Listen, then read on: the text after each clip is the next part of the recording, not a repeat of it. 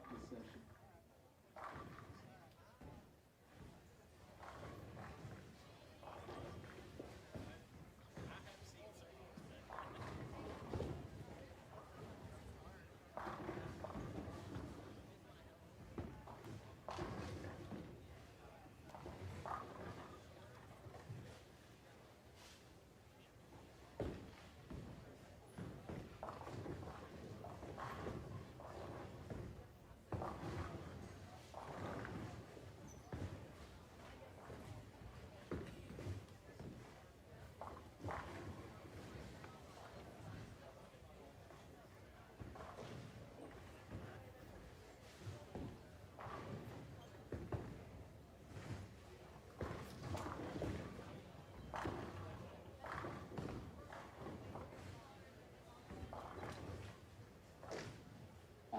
Bowlers, hold up on your practice. Hold up on all practice, please.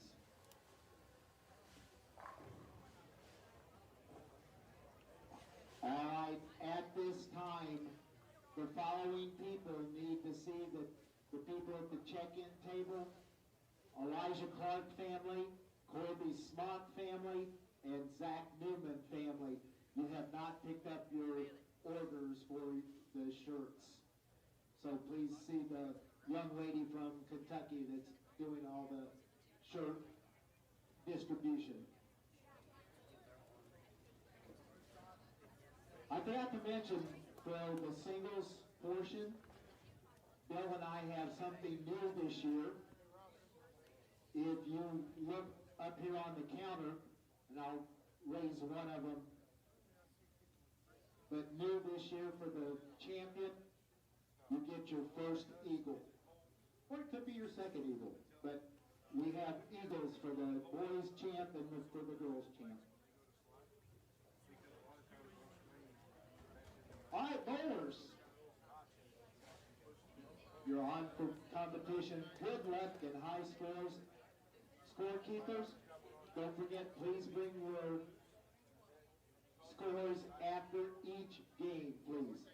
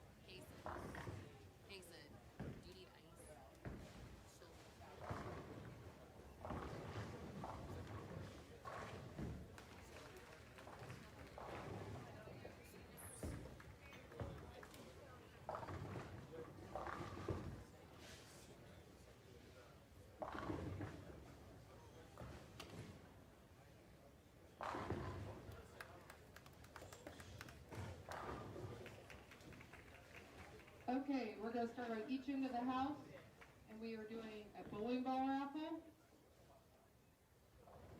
and then we'll do a last call.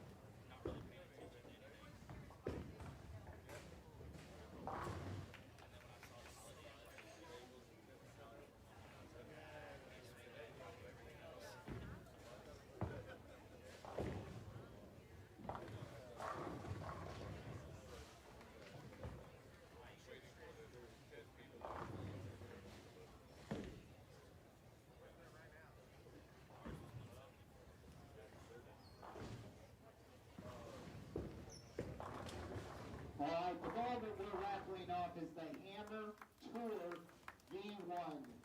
Hammer Tour V1.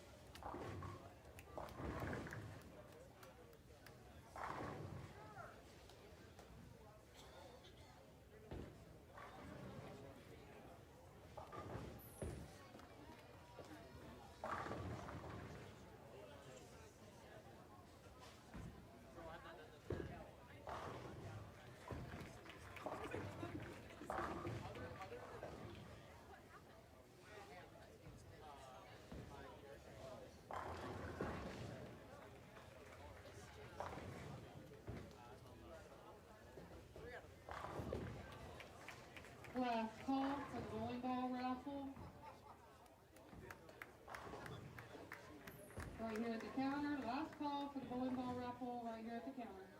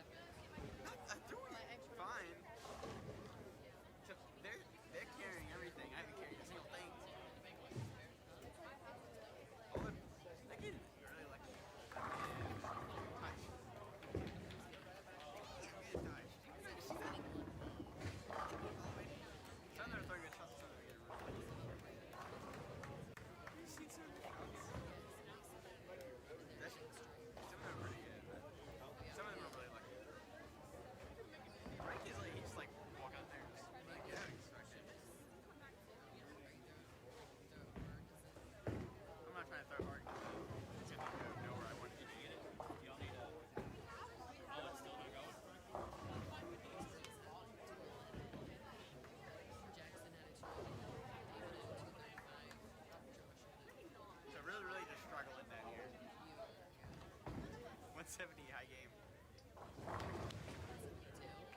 Yeah. Forget the two. We're still here. That was a good shot too. Really just kidding.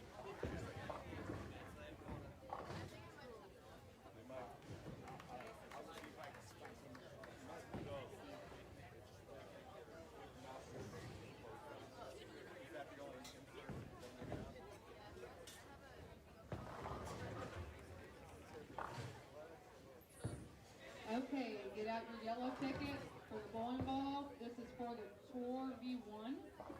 Black Widow Tour V1. Ticket number is 934345. 934345. Please come to the front counter.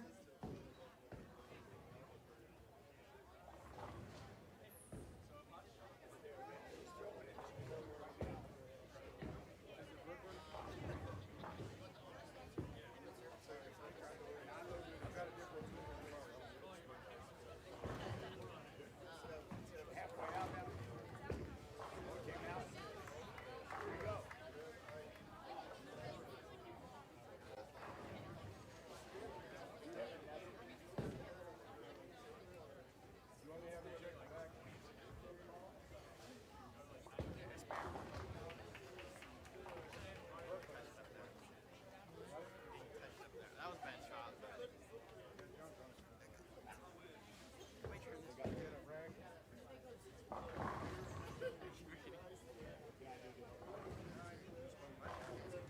Okay, our shots are Check you can those see you can tickets. see our shots up there. 934345. 934345.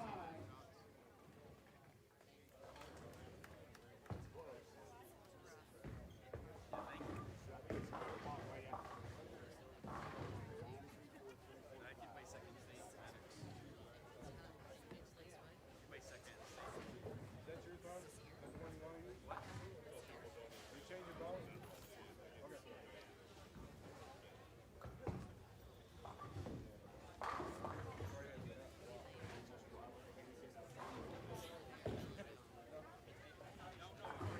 If not, I got stuff in the car. I'm not be able to use it. Same exact thing. There's her ball. Same thing out. Great. I didn't do much. We're not even throwing it. It's not throwing that bad. We're all throwing good. That was a great shot. Same place. Getting touched. Yeah, the boat that gets in there. Maybe the girls or whatever.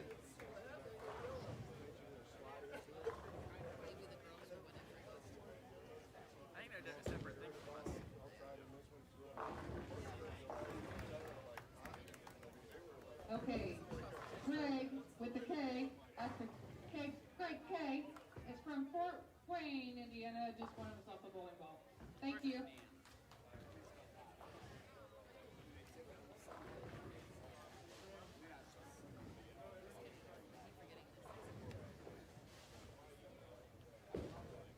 Let me talk crap now. Maybe we should be at coffee.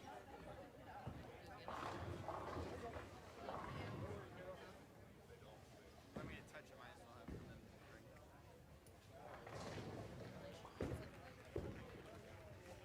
It's not that bad.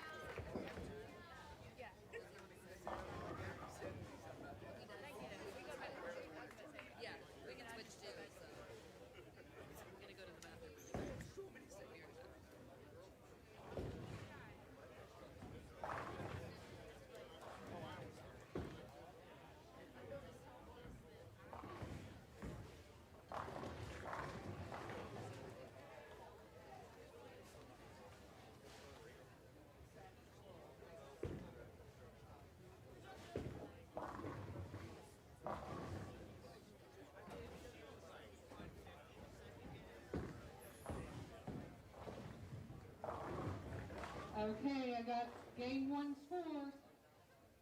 After game one, Kentucky girls, a 27-62. Indiana girls, a 29-15. After game one of the boys, Kentucky boys, 31-14. Indiana boys, 32-36. Kentucky total combined,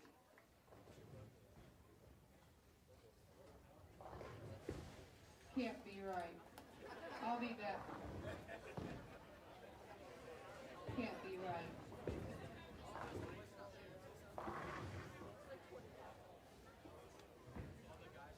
Hold that thought.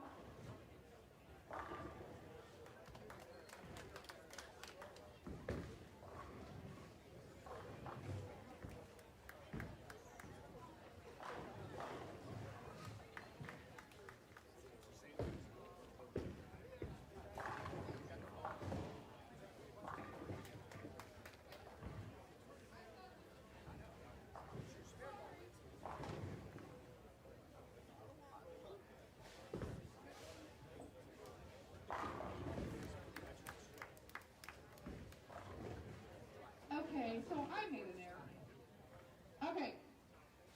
Kentucky total at 58-76. Indiana total at 61-51. That is after game one.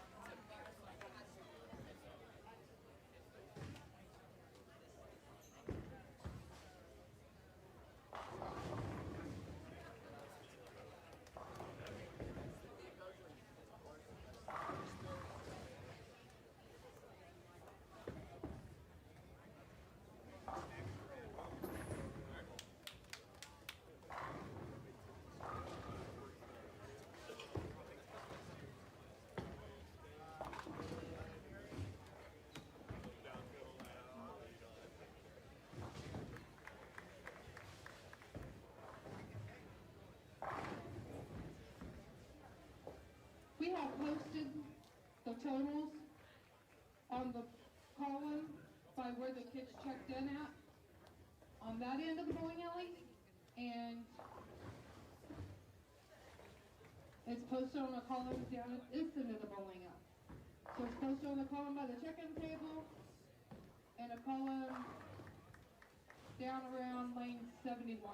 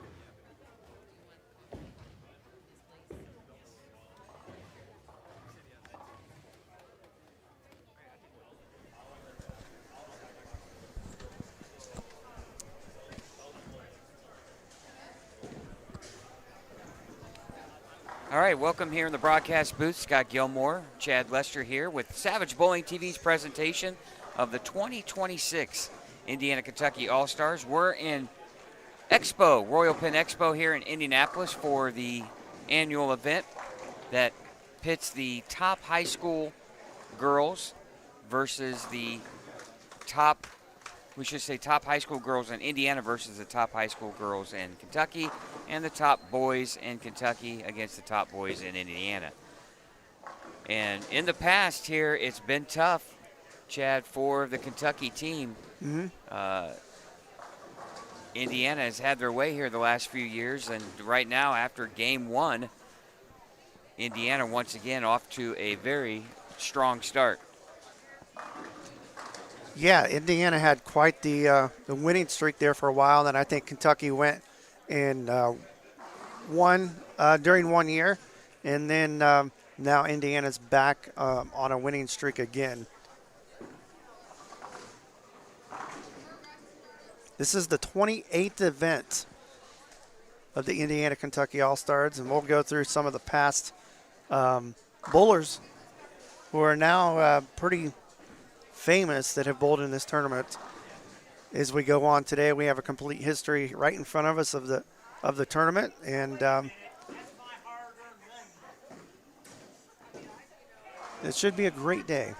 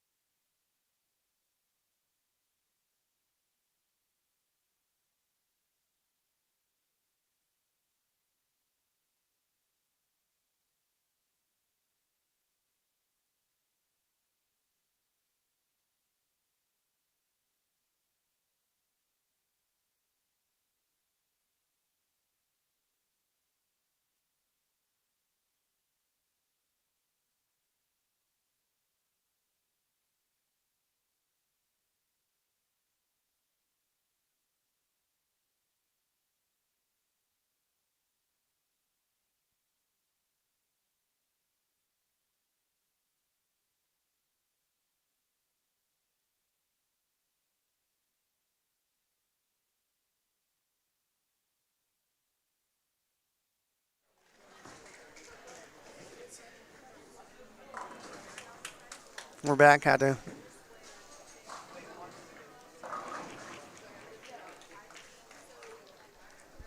to change out a headset. Had a little bit of a technical difficulty. We're good now. Helps if you plug stuff in all the way, right, Scott? Electronics 101. Hey, we've been up since before 5 a.m., so we get a little bit of a break there. Oh, boy, you know the miracle sounds of stereo. There's nothing worse when you can only hear yourself out of one ear. I don't know what that is. Yeah. Unfortunately, you know more about that than I do, right? Yeah, but, I'm deaf in one ear. But Exactly. I still have a little bit of vibration usually in the headsets that come through that ear. So I thought something was a little weird. So that's what I was thinking of. I'm going to run down game one scores here. So kind of give you guys a little bit of background on the event. The organizers of the event here have paired girls and boys on one pair. There's separation between each pair, so they're kind of in pods. Yeah.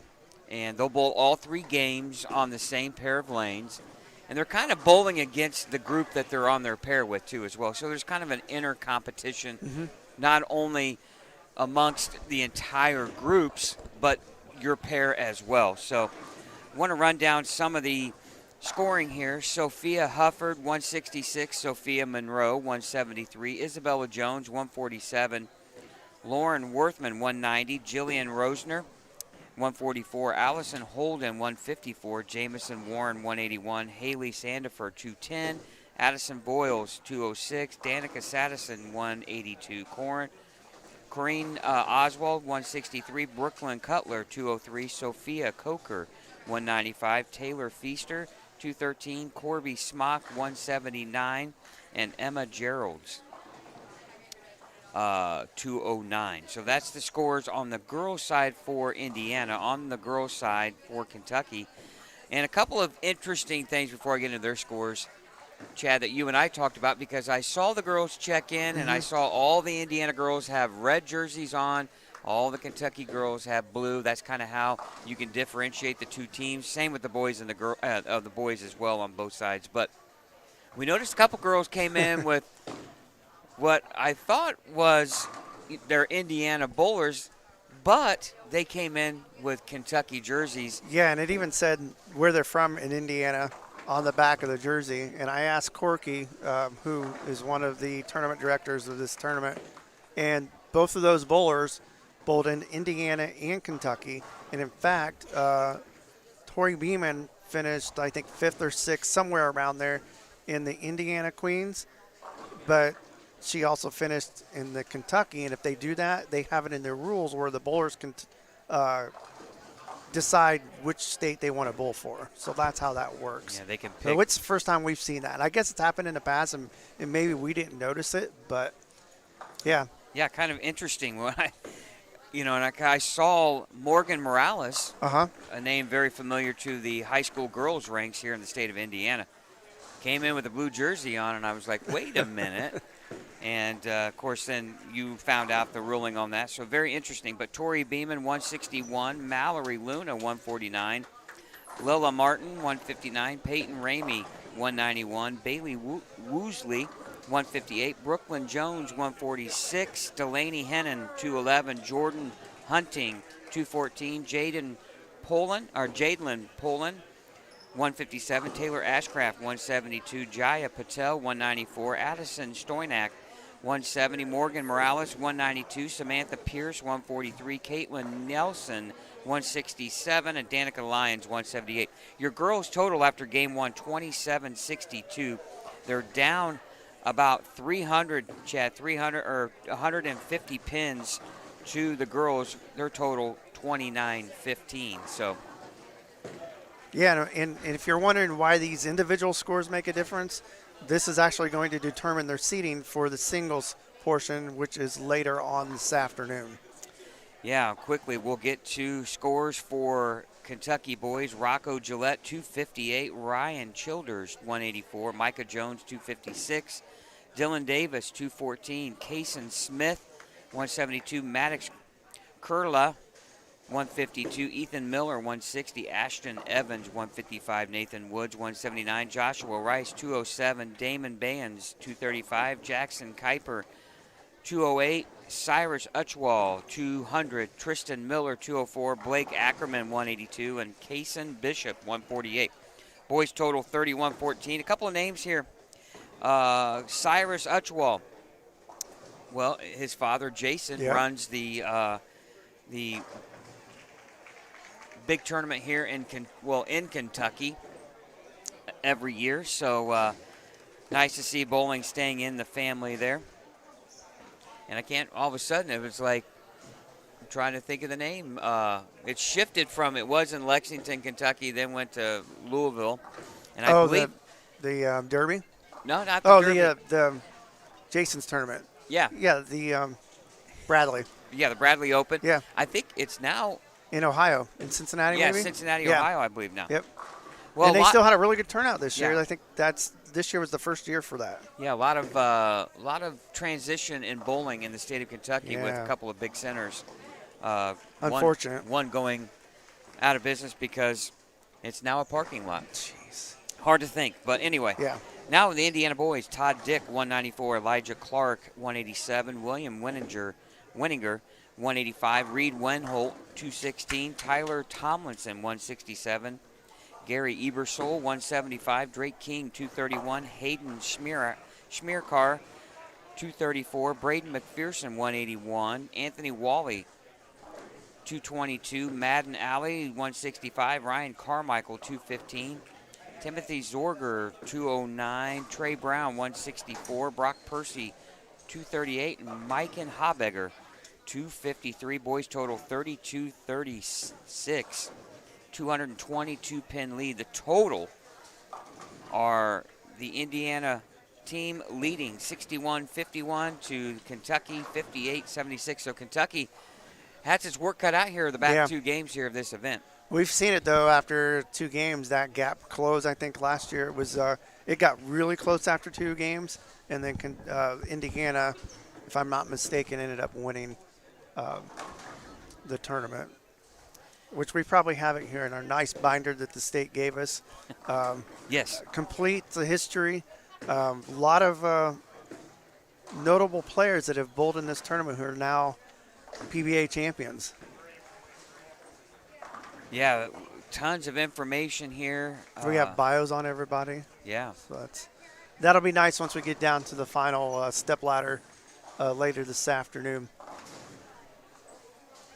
Of course, there was a sweeper here last night for the bowlers instead of a practice session. They did a sweeper, gave away a bunch of scholarship money.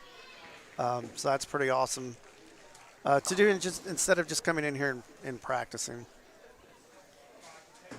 Yeah, you're watching 55 and 56 here in Royal Pin Expo. And the last time we were here, or I was here, we did the Indiana High School Bowling State Finals in this center. But they were in the process of getting ready to remodel the whole facility. Boy, it looks really nice. New seating, new tables. Yeah, I did middle school here last year, but we were on the other side. And I peeked. They had this closed down, but I came in here and peeked in on everything. And it didn't look like this. I mean, they had the new bumper system put in. They have lights that go down the gutters for cosmic bowling. And they've now changed the lighting, new carpet, new flooring, new seating. Yeah, it looks really nice. Yeah, one thing I really like, the concourse is nicely lit. Oh, yeah. It's got a lot of cool LED lighting. And the bowlers area is lit, so makes it really nice and easy. Yeah, they did not have that when we were here for high school that year. Yeah, it makes it easy to see the bowlers. And that's one thing I've always said. I love the jerseys with the names on the back. That way fans can follow along who is on what pair. But we appreciate you watching here this morning here on a beautiful June 13th day here in the state of Indiana. Wonderful outside, but we appreciate you spending a little bit of time with us here inside Royal Pin Expo. I want to thank a lot of our sponsors too, Chad. The Brands of Brunswick, can't thank them enough. They just gave away a Hammer Widow, Black Widow Tour V1. So lucky winner will walk out of here with a brand new Hammer ball. So I want to thank all the Brands of Brunswick. There's so many of them. And unfortunately, Columbia 300 no longer, but there's still a lot of great brands. Hammer, Brunswick, Radical, Deviate, Ebonite, Track. So we want to thank the Brands of Brunswick for being a big partner here with us in all of the Indiana State USBC scratch events here throughout the 2025 and 26 season. This is our last big event for the season. Yeah. After this, you'll be broadcasting the Hall of Fame banquet here in next just a couple Saturday night. Yeah, we'll be on the air. See, dinner's at 6 o'clock. So, between 6:45 and 7, I would imagine they would start the ceremony. But yeah, six people going into the Hall of Fame, and it should be a good night. Tournament-wise, I don't think we're going to be back on the air. We don't have our fall schedule yet. We'll know more next week, but my guess is it's not going to be until October. Yeah. Well, we'll be on we'll be on the air with Indiana High School bowling. We'll have the Storm Doubles. No, they don't have that tournament anymore. No, no longer. Yeah. So probably won't be until October. Yeah. So, they're doing something different. It's a non-bowling thing, but so I think the Senior Masters is going to be in middle of October time frame. So we'll know more after next week. Well, we appreciate you watching, and after we're done here today, we hope you have a great summer here. As weather's warming up, getting nice outside. It's, what would they say, golf and pool season. Finally. Full steam ahead. Well, this is the 29th annual Indiana Kentucky All-Stars. I thought I heard him 28. Well, 28th was last year. Okay, so they must have said it wrong on the initial announcement. So, 29th. Yeah, Dixie Bowl last year was the location in Louisville, Kentucky, and Indiana won 19,073 to 18,486. Couple years we've had some really tight. Last year, Chad, we had a really tight competition. Indiana won in 2024. That was at Expo here. and it was 17,844 to 17,590, only 250 pins. Sounds like that's not that close, but when you factor in the 3 games and then all of the players that are participating in here, that's pretty close when you really look at it. But it's been a while since Kentucky has won. Only 179 pins in 2023 separated the two teams. So we've had some close competitions. But I think as I'm looking back here at all of the past information, Kentucky has not won since 2016. Ooh. So See, I thought there was a time in there in between where they won once. I didn't realize the streak was that long. Wow. 8 years in a row for Indiana. So, but and that's not saying that the Kentucky Bowlers aren't that good. I mean, there's a lot of talent here. Absolutely. On both sides. Well, and you had a period of time where Kentucky did win 3 of 4. They won in late 90s there. Well, yeah. Yeah. So we have a gap here between. Yeah, they got. They're kind of out of order, aren't they? Yeah, I'm just looking at that now. Looked like they stopped in 1997, didn't do it again until 2016. But look on the other page. Yeah, boy, when you trust, someone else to put all your information in front of you, it's like, wait a minute. Now I don't know if the format has changed, but you look at some years here in the past where it was like 24,000 total pins, so there must have been more games involved from that standpoint, or more participants. Well, I think the participants has always been that way. Were they bowling on a house shot? I don't know what they've. Well, there could have been more games involved because they're looking at 17,000 pins. Yeah, 7,000. That's a lot of pins. Yeah. So we probably ought to quit while we're ahead because we probably We're guessing that something we have no clue about because we weren't even involved. We look more uninformed, right, than we should be.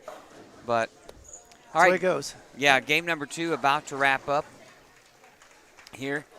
We're showing, I believe, 67 and 68, and we'll have 55 and 56. We'll switch back and forth here for you. But once again, it's another big event here for Indiana and Kentucky high school bowling.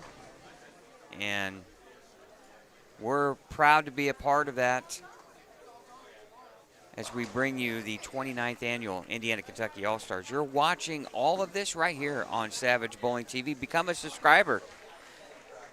Obviously, you've been to our YouTube channel if you're watching now, but hit that subscribe button, become a fan, and we hope to have more bowling coverage here throughout, obviously, the year. If things would have worked out, Chad, our plan was to kind of be over at Woodland Bowl a little bit for the Women's U.S. Open. Yeah, work schedule's kind of getting away in June, and would have loved to have been there for the practice session Wednesday, and it just didn't work out. Yeah, that 4-letter word work gets in the way once in a while. Unfortunately, June's my busy season for where I work, and it is what it is.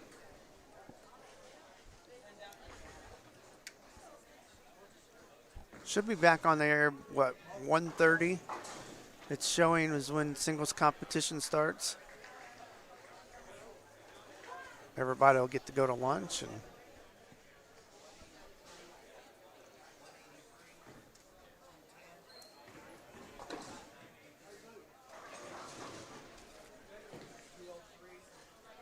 looks like they're in between games.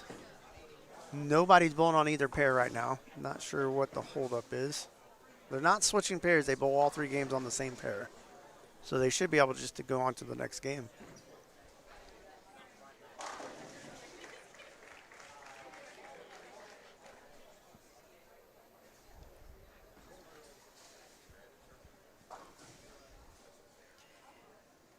Yeah, they're going to bowl 3-team games to set our total pins and seed our bracket. Yep, and I believe how it works on the seeding, like they'll have, say, the number 1 on the girls' side, number 1 Indiana gets number 16 Kentucky. So there'll be, I believe always in Indiana, Kentucky there in that very first round of 32. Yeah, then the intensity will pick up after lunchtime when those bracket matches start. And then we'll have our stepladder finals here Yeah. for you.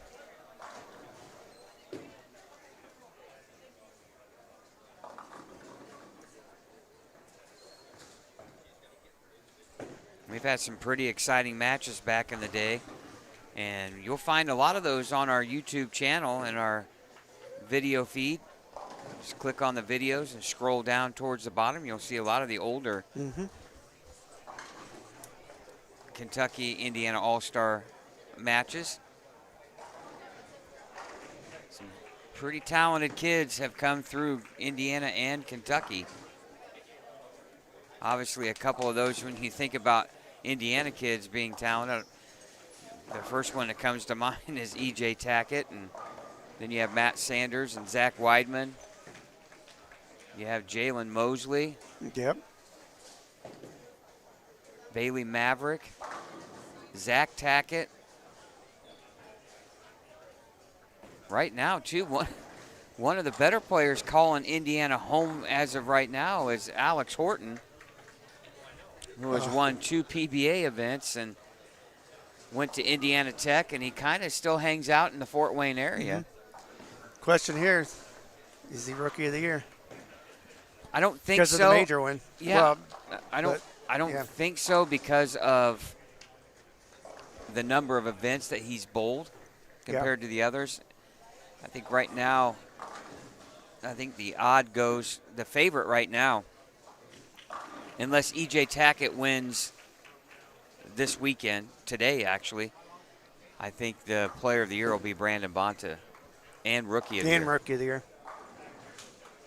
He's leading he's right behind EJ in points. He has the major. So we'll see. PBA's been fun to watch this year, though. I mean, you're getting a different winner every week. All kinds of first-time winners. And it's making for some pretty good TV. Today's shows will be pretty good, too. Yeah, I think the PBA has to be pretty happy with all of the new faces. Oh, yeah. I mean, that's a great sign for the future of the tour. However, if you're guys like Jason Belmonte and some of these guys that have been on tour for a while, when you start seeing the Brandon Bontas and Alex Hortons and these young faces take over, it's going to make things harder for those guys. Yeah, for sure.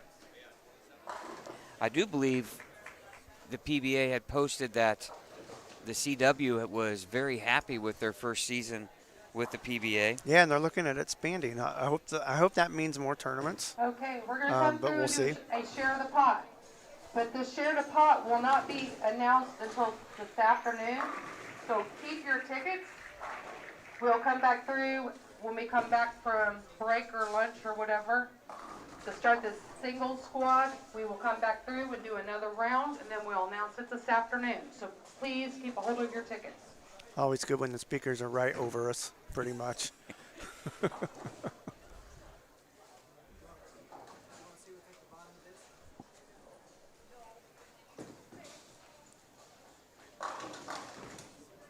They are bowling on the Tackett Junior program. Lane pattern. It's 44 feet, like a little over 6 to 1. It doesn't play like 44 feet, though. It's not a lot of oil in the front.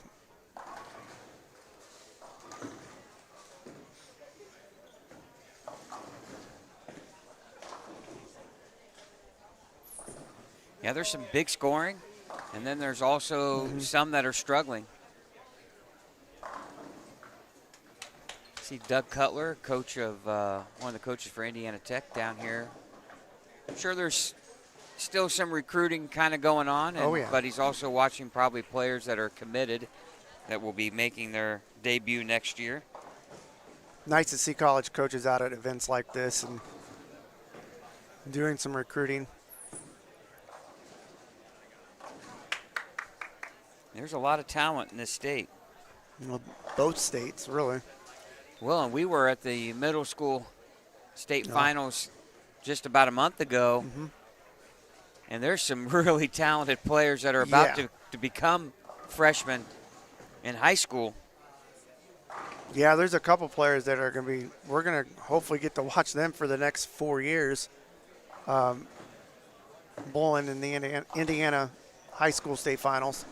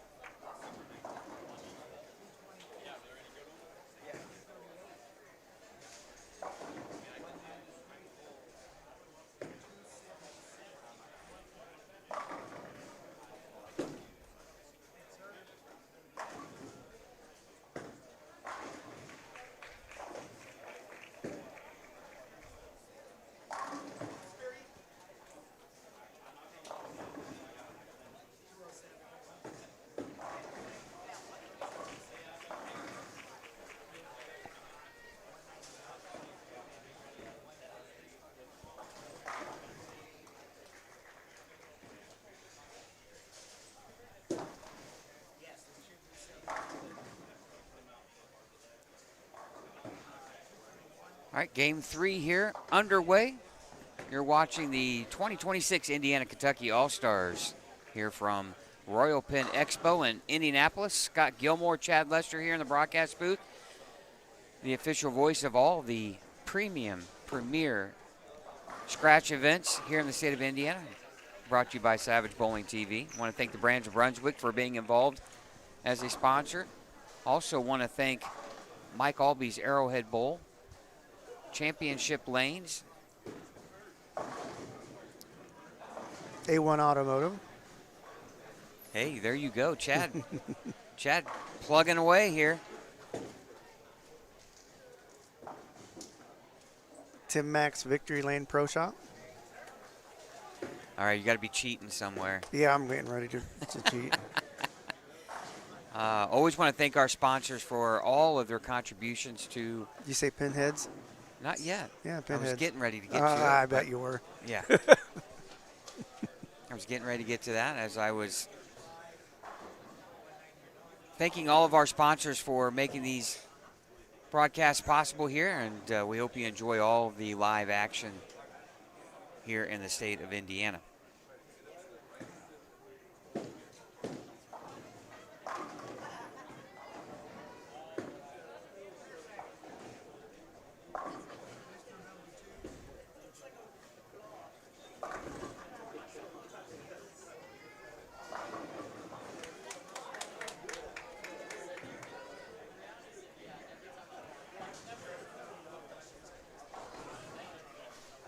I tell you, the cool thing about the PBA today is the semifinals are on CBS Sports Network, but the finals is on CBS. Yes. Right before the PGA Tour golf event. So Yep. great. And Paramount Plus. So, like, if you don't get to watch it today, you can go back on Paramount Plus and watch it. Great to see bowling back on CBS. It's been a long Yes, it time. has. Now, it's been on CBS Sports Network on numerous occasions, but not CBS. So really cool God, to see that back on. That was like early 2000s, wasn't it? Well, that was, yeah, it was in the gold pin era Yeah. when we used to have the gold pins. Yeah. And that was back when Marshall Holman was on the call. I can't think of the play-by-play guy, but he And that was- only did PBA for CBS. I'm sure he's done other sports, but I can't remember exactly what else. So it's kind of a hard name to remember, but Yeah, and that was back during the time they didn't do it when it was on the other network, which was still ABC or ESPN at the time. But CBS, during those telecasts, the crowd was clapping and cheering while people were bowling, and a lot of people did not like that, remember? Yeah, And I think some of the players would probably rather have it now. But back then, everybody's like, this isn't bowling, you know? It's supposed to Yeah. be quiet. yeah, Bayside kind of changed that. Yeah, exactly. Where all of a sudden they were doing the events at Bayside, and it was totally different from everyone else. And then it became accustomed to hearing all the noise. Yeah. What the players wanted, they didn't want it to go quiet and then hear Yes. noise. They'd Just rather constant. just be constant. Uh-huh. It's much easier to to bowl under those conditions. And these younger players are coming from college where they're used to it, you know, Right. with all the cheering and clapping and stuff like that. So that doesn't bother them as much as it would someone else who's not used to it. All right, we got some scoring updates here. After game 2, boy, the Kentucky girls just about mirrored game number 1. Game number 1, they shot 27-62. Chad, they shoot 27-67 in game number 2. The Indiana girls coming back down a little bit, 29-15 if you remember game 1, 27-99 in game 2. Almost a 200-pin lead for the Indiana girls over the Kentucky girls. Let's look at some scores of note. Tori Beeman for Kentucky, 216 game 2. Peyton Ramey, 245. Jordan Hunting, 210. And Caitlin Nelson, 215. Those are your notable scores on the Kentucky side. On the Indiana girls side, Brooklyn Cutler with 222. Emma Gerald's 201. Jillian Rosner, 203. All right, hot off the press. And Taylor Feaster, Kentucky 200. girls, 55-29. Indiana girls, 57-14. We'll let Corky get the boys. announcements off. 6,012. Indiana boys, 66-53. State totals, Kentucky, 11,541. Indiana total, 12,367. Man, the boys just pulling ahead. Yeah, I was for getting Indiana. right before Corky started. We had some big numbers here on a few pairs. Reed Wenholt shot 277. The boys on lane 44, I believe that would be 43 and 44. They shot 930 as a group of 4. Wow. Todd Dick, 222. Elijah Clark, 238. William Winninger, 193. And Reed Wenholt, 277. Other notable scores on the boys' side for Indiana: Drake King, 226. Hayden Schmierkar, 224. Madden Alley, 243. Timothy Zorger, 231. Brock Percy, 225. And Mike and Habegger, 235. On the Kentucky boys' side, Rocco Gillette, 202. Joshua Rice, 223. Jackson Kuiper, 223. Cyrus Utchwall, 207.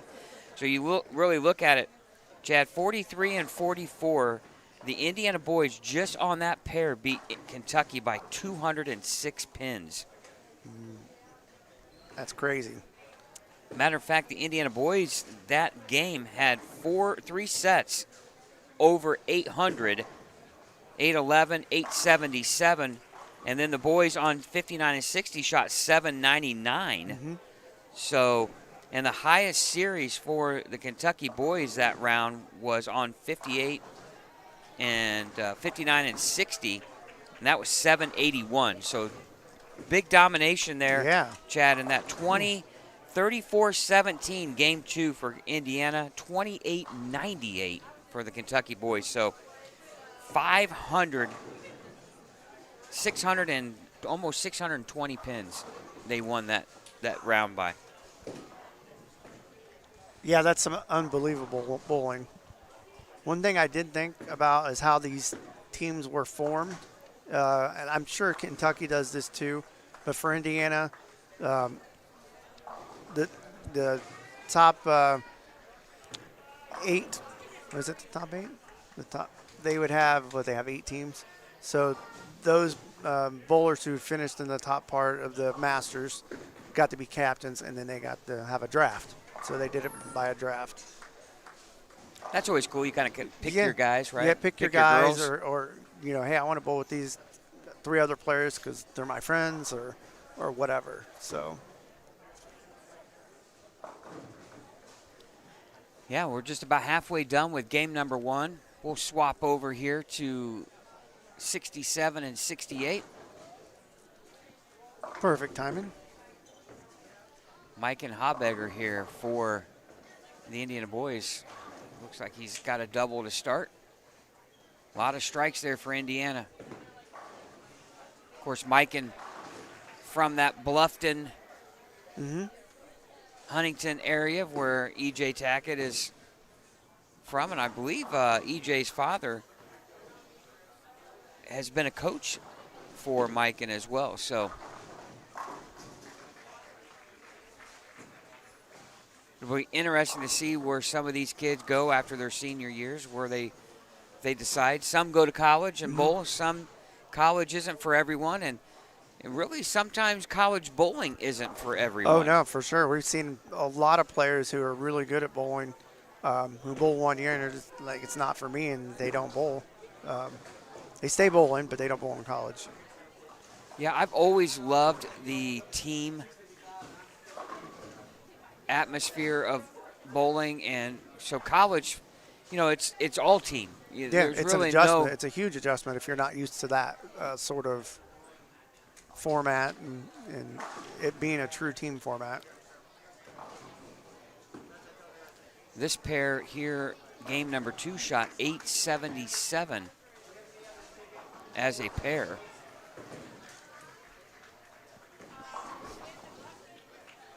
They have some enthusiastic clappers on that pair. Well, Timothy Zorger with the front 4 on this pair too, and now I believe this is going to be Trey Brown. He has a chance to start off game 3 with the 4-bagger.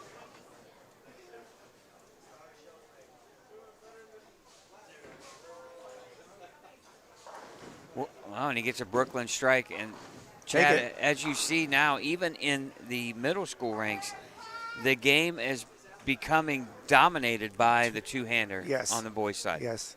And I saw a couple female two-handers bowling today.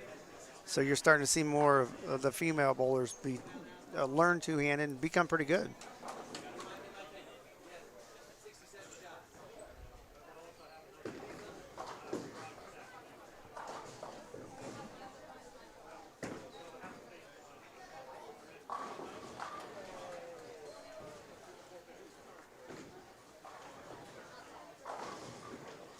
Mike, and he's kind of the odd man out here on this pair for the Indiana boys. Only one-hander on this pair for the Team Indiana. Just amazing what these guys that throw it with 2 hands, what they can, being able to throw back up like they can and still be fully under control. Well, that's the amazing part of you seeing these bowlers start to add that backup ball to their toolkit and do well at it. And as a one-hander, you can't do that. As your arm, you can't create the revs like you do, and I still don't see how they do it with 2 hands, but geez. For a right-hander, if that side's bad and you have nothing and you have the backup ball in your toolkit, you can bowl on the left side. They say the left side's better, right? They always think that, right? Yeah, not always. Take it from us, we know. Mike in there with another strike.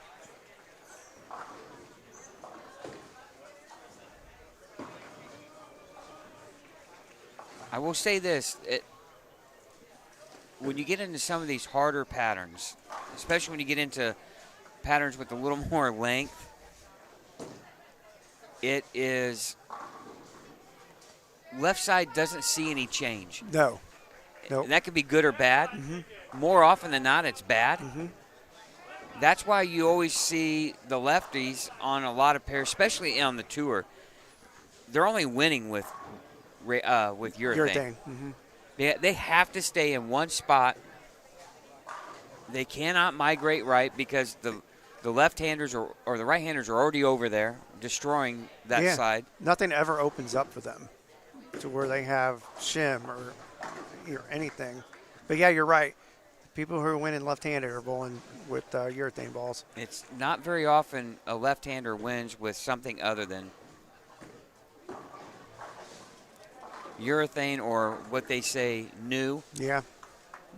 Not urethane or non-urethane. So at least on the right side, the lane changes and you're moving and you're trying different things. Sometimes the left side, it's like you're trying to hit two boards and pray. And I'm not, I'm not, saying, hey, this is good or bad, but it's just sometimes reality on the left side. Oh, yeah. Yeah, when there's, 8 on a pair and there's only one lefty, that's either good or bad.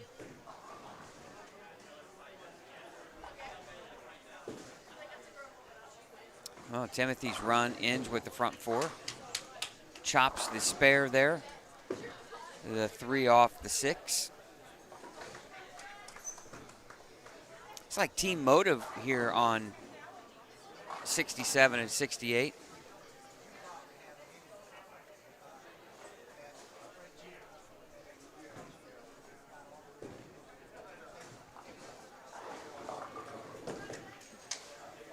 Another Brooklyn strike for. Hey, take it. You got to take it. Absolutely.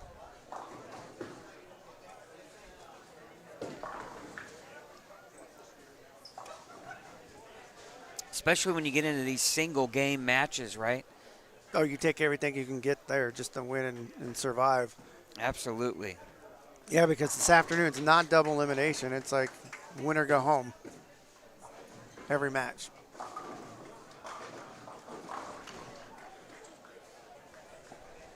Well, it's cold in here, Chad, when Jeff Hudson's walking around with a Christmas blanket Yeah, I had to laugh at that.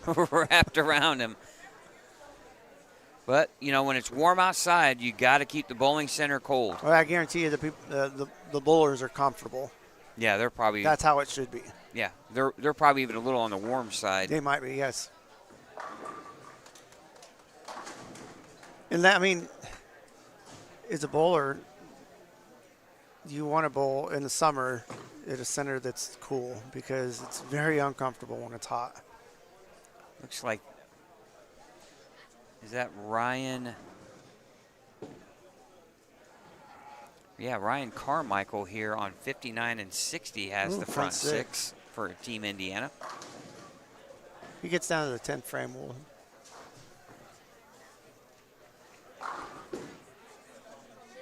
try to get that on. Oh, my gosh. Wow. What a tough break there on 59. Ball just a skosh high, and it leaves the 4-9-10. Some of these kids with this, the two-hander game, and the power and the rotation, and yeah, you're going to leave some weird stuff along with that, right? Some of the pin action is really strange. And Mikan with another strike here on lane 68, front 5 for the young man.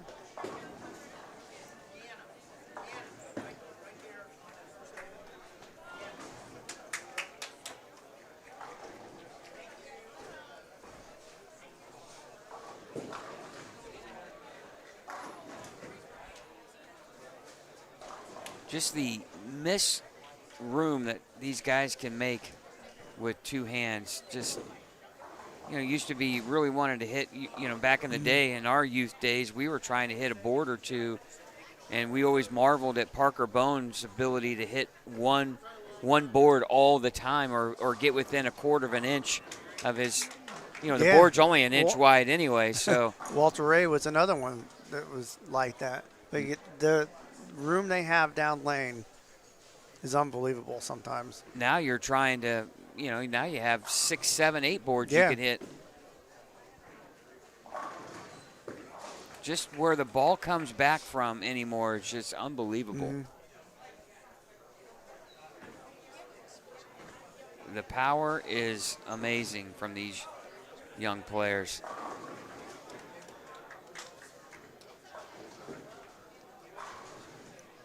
And shout out to the coaches who had to adapt to teach the two-handed game.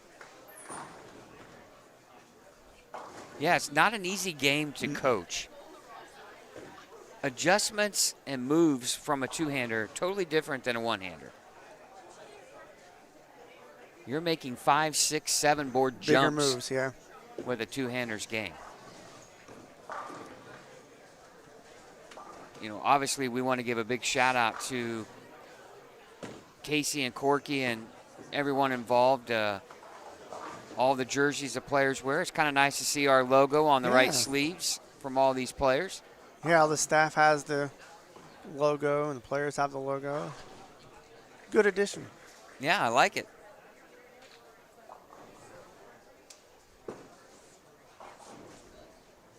Looks like Bolify did their jerseys. Very nicely done.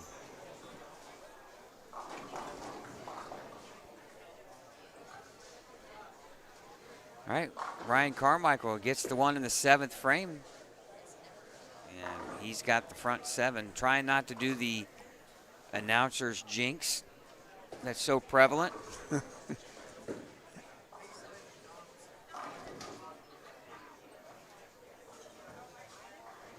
Well, our decisions after lunch is going to be whether or not to change into our long sleeve shirts or not. I probably will.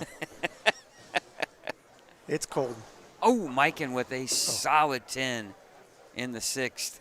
And of course, we decided to wear dress shorts today, so Yeah, that's not a big deal. summerish. Yeah, Might have to design a nice little Hawaiian type polo for the summer events.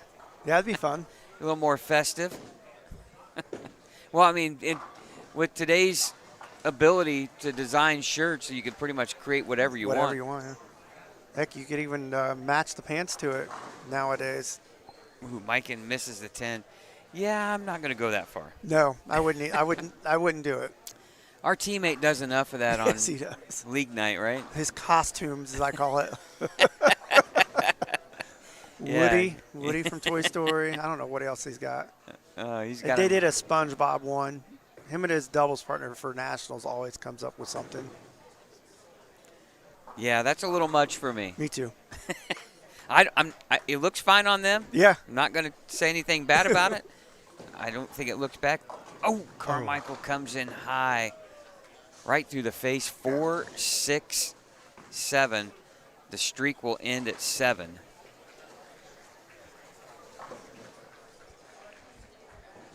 But it looks like Indiana is going to easily retain the trophy. Yeah, I saw it sitting over on the counter. It's probably, what, 4 feet tall? It's pretty big. Yeah, it's quite large. I could see that in your man cave. Not me. That trophy's been around a little while. Yeah, it has. Of course, you got the Doty Cup for high school bowling now.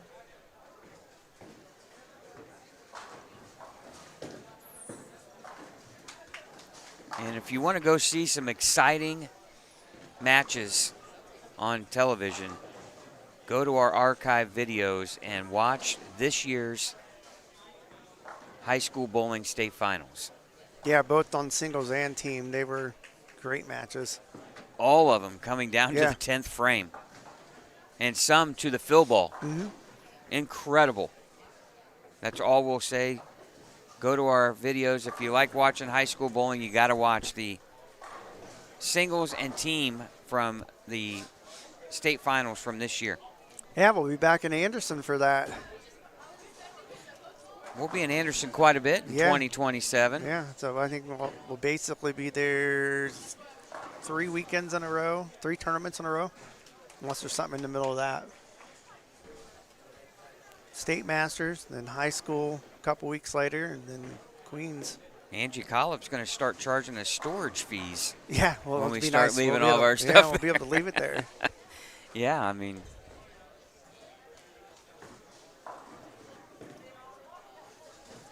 All right, we're down into the 9th and 10th frames on a lot of these pairs, Chad. Lunch will be just a few minutes away. We'll take a break here, and when we come back on the air, we'll have all the singles matches here. Yeah, we'll probably have like I'm saying 51 through 54. I'm thinking, and then we'll have 4 lanes down at the high end. Well, there's We'll still get more bowlers on. and there's on no these matches. guarantee that it'll be representation from both teams. It could be all Kentucky. Yeah, It could be all Indiana. After that first round, Yeah. there's no guarantees. Yeah. I mean, if Indiana loses every match, then you're going to have all Kentucky the rest of the way out. Unlikely to happen, but it stays pretty 50-50 until I think last year we might have had more Kentucky than Indiana bowlers on both sides. But Of course, this is Indiana's home turf. We were in Kentucky's, Dixie Bowl, yeah. had the home field advantage last year. Bill Carter's here, one of the tournament directors from Dixie Bowl.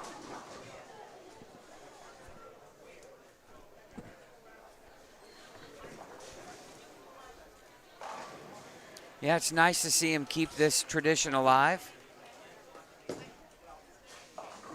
If I remember right, this was a brainchild of the late George Webb.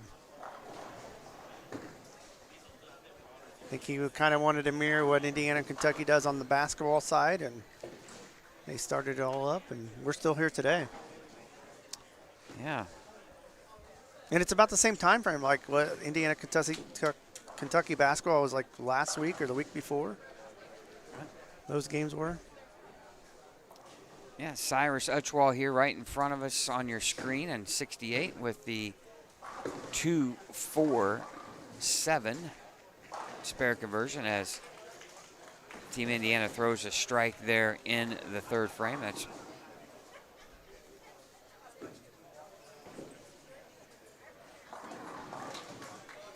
and he picks up the spare.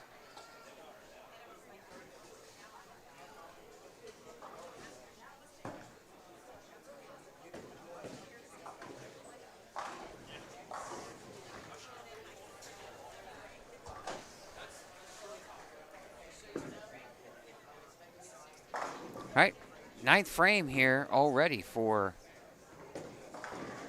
67 and 68 as Mike and Hobegger comes in just a pinch high, almost left a 410. 10 falls late.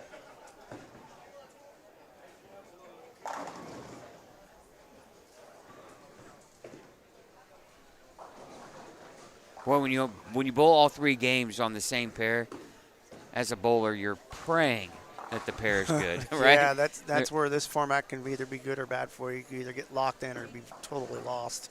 Well, and the other thing, too, is you better practice and break down the pair right. Yeah.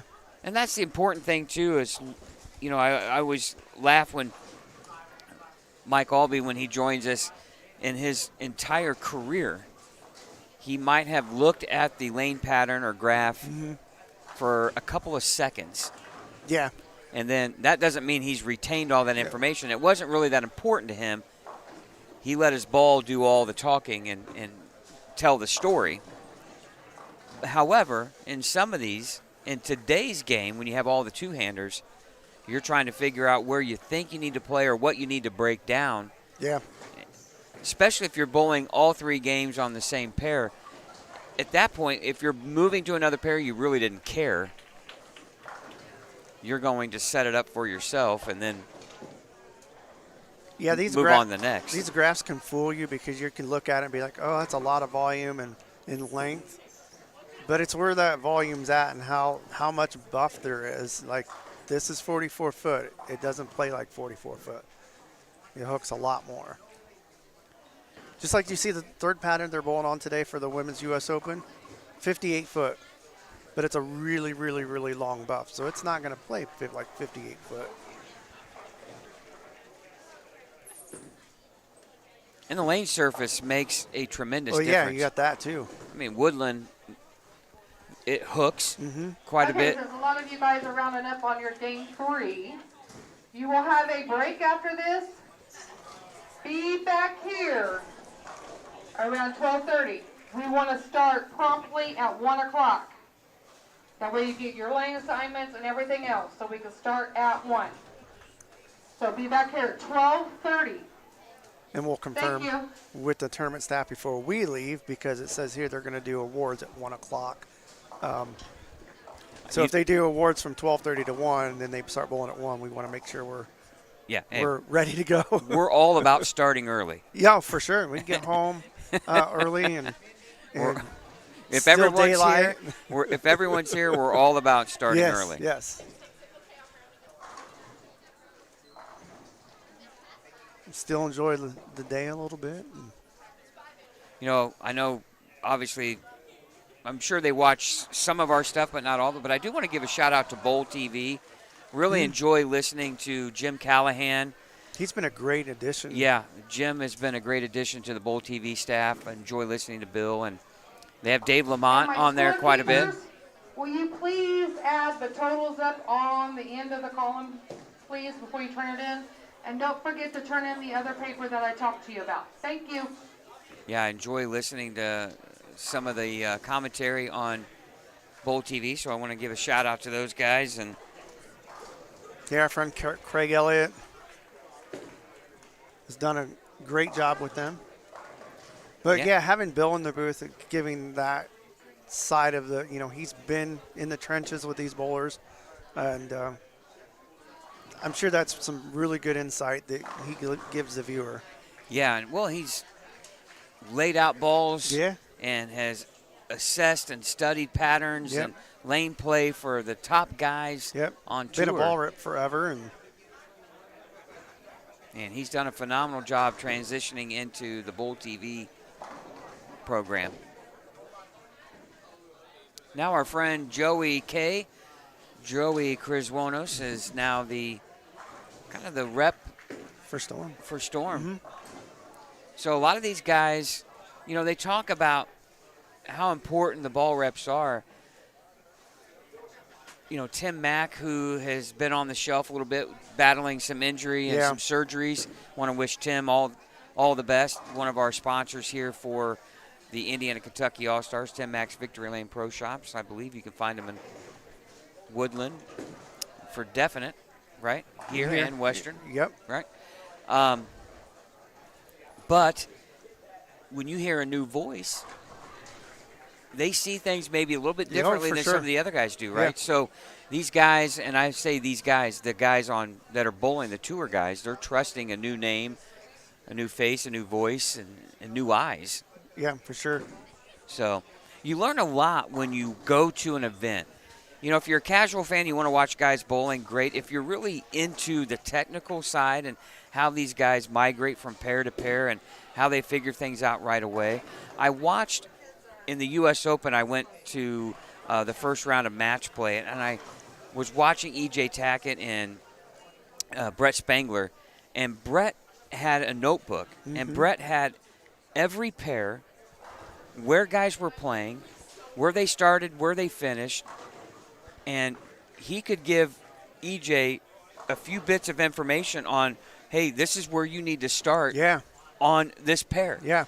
And believe me, when you're trying to make a show or win an event, you can't go to another pair blind. No, not at that level. Give up 2 frames, and then all of a sudden you're going to lose your match. Yeah.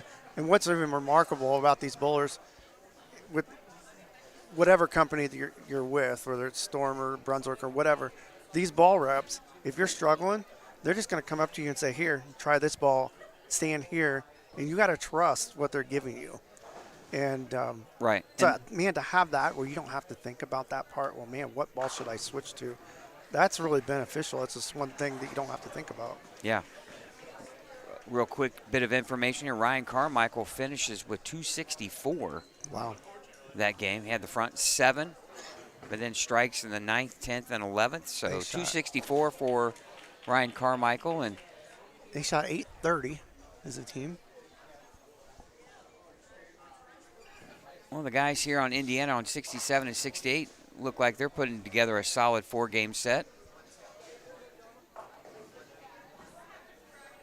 Well, once the bowling concludes here on 67 and 68, we apologize for the bouncing there.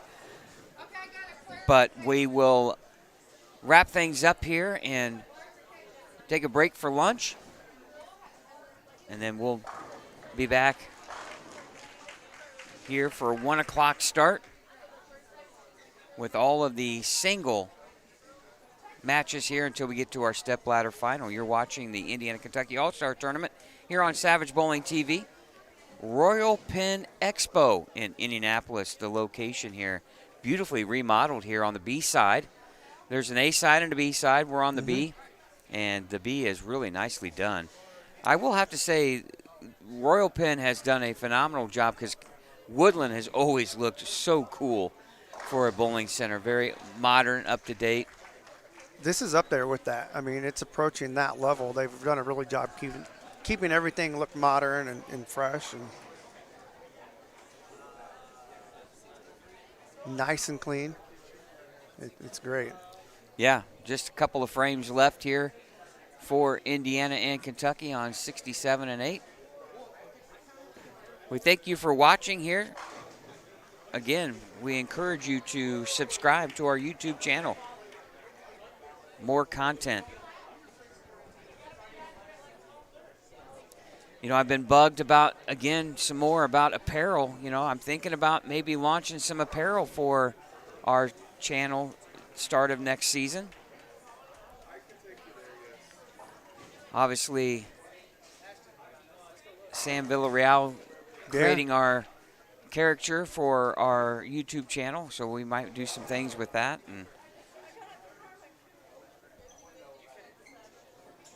But cool to see our logo on all the jerseys here this afternoon.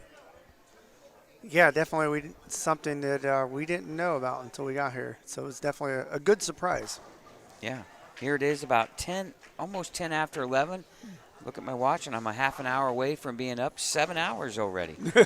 Yeah. Yeah, I got up at 4:45 this morning. Oh yeah, boy, that was a tough alarm this morning. Yeah. Went by quick, and I know you had a lot of stuff going on at home, and we're glad everyone's safe and put together. I should say your house. I know you had some damage and really major storm going through Lafayette and Brookston and where you're from, and yeah, a lot of damage yesterday. Yeah, I was up. Of course, we didn't have power for like 22 hours, and up very early yesterday morning. Probably only slept 4 or 5 hours the night before, and started to clean up. And we weren't as bad as what everybody else in the neighborhood had. They have a lot of mature trees that got uprooted, and you know, we just had a little bit of damage to our porch, and our shed blew into the neighbor's yard. Yeah, it's an Amish built shed too, so it's very sturdy and strong, and yeah, and it ripped it to pieces. Well, I saw your picture, and we had to chuckle a little bit. We know it's very frustrating, but we just see all these little bikes and everything just sitting in the middle of the yard. But you know what was remarkable about those 2 bikes that were in there? Unscathed. Wasn't damaged at all. And it got thrown quite far away from where the shed was. But yeah, we spent the day cleaning up. Still a lot more to clean up to do, but it was nice to get a good night's sleep because the power came back on and we had air conditioning. So yeah, there's some parts of our area that are going to be It could be Wednesday before they get power back. So luckily, this storm, one thing that did do is kind of take the humidity out. Yes. So you feel for those people that, but you know, you still have all your food in your refrigerator and your freezer. It's very, very challenging times, and we wish everybody all the best. And yeah, difficult when these storms come through. But here we are wrapping up 67 and 68. Mike, and with a strike in the 10th, he's got a chance to shoot 246. We already have a 242 and a 2:17 game. So another big series here for Indiana. Comes in light. Ooh. Oop. The 2-8.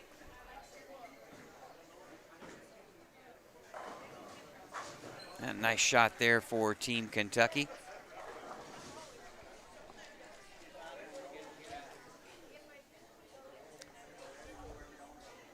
Looks like Kaysen Bishop there for Team Kentucky.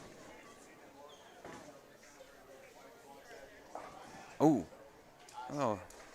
2 and leaves the 8. 2:33 for Mikan.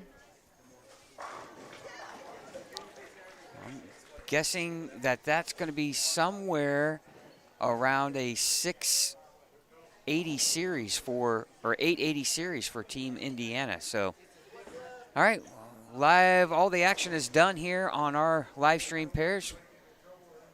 When we come back here at 1 o'clock, we'll have team totals for both Kentucky and Indiana.